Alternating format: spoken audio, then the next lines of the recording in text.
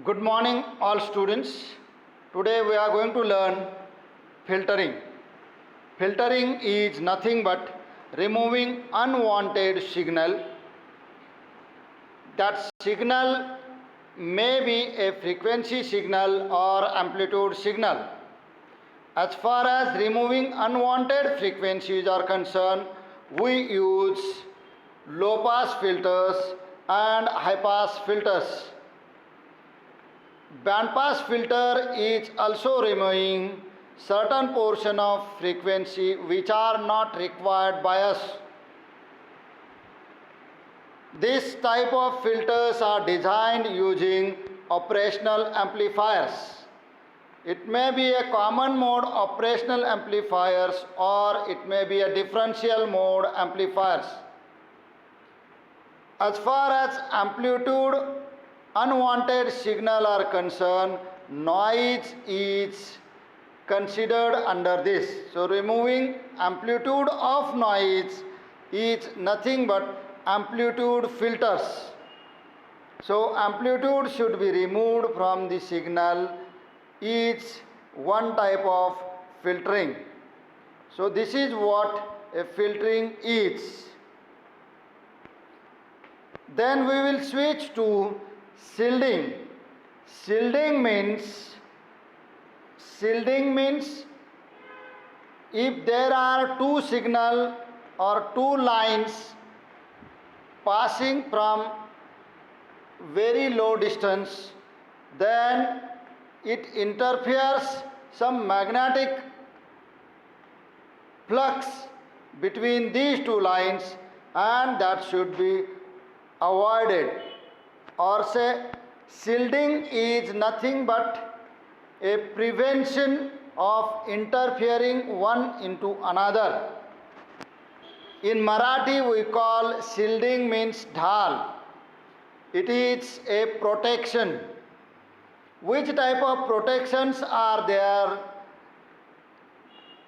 Shielding means protection. It has different types of shieldings: inductive shieldings, capacitive shielding, and electromagnetic shielding.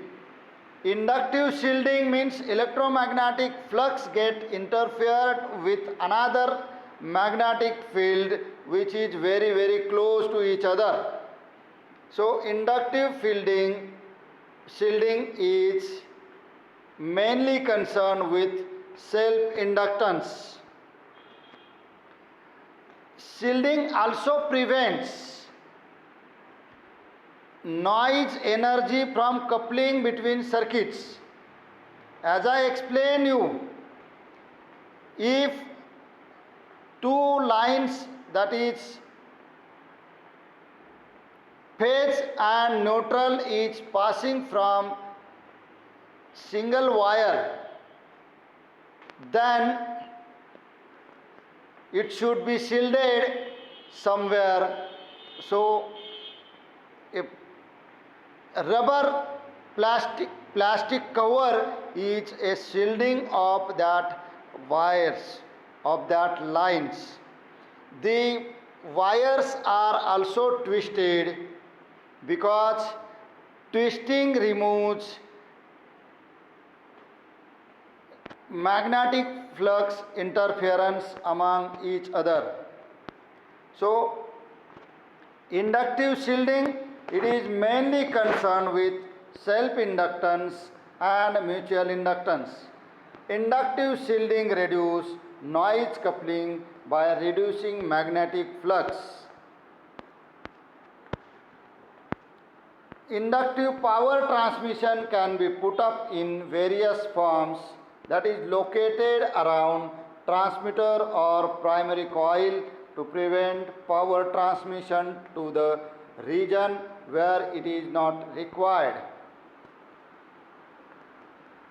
So a coaxial cable also has a minimized loop area. Coaxial cable has also a minimized loop area and can be preferred for higher frequencies. So coaxial cable is useful for higher frequencies. A plastic cover avoids interference of magnetic flux that I told you. This figure 1.16.1 is not a proper twisted pair of wires. Twisting is required to avoid magnetic flux interference. Hence, our in-house cable is normally a twisted cable. Lower figure 1.16.2 is a proper twisted cable which avoids magnetic interference among each other.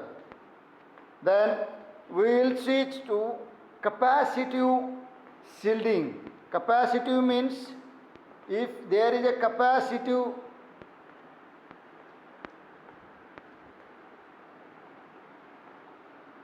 noise voltage arises, then it should be reduced. Signal impedance should be reduced. Floating metal surfaces should be reduced. Capacitance noise can be avoided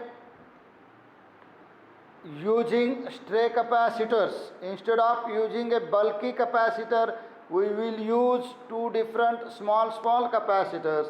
That is called a stray capacitor. And so capacitive noise or capacitive interference can be reduced using stray capacitors. Even figure 1.16.3b shows how exact placement shield to shunt noise change. So this figure 1.16.3b shows capacitive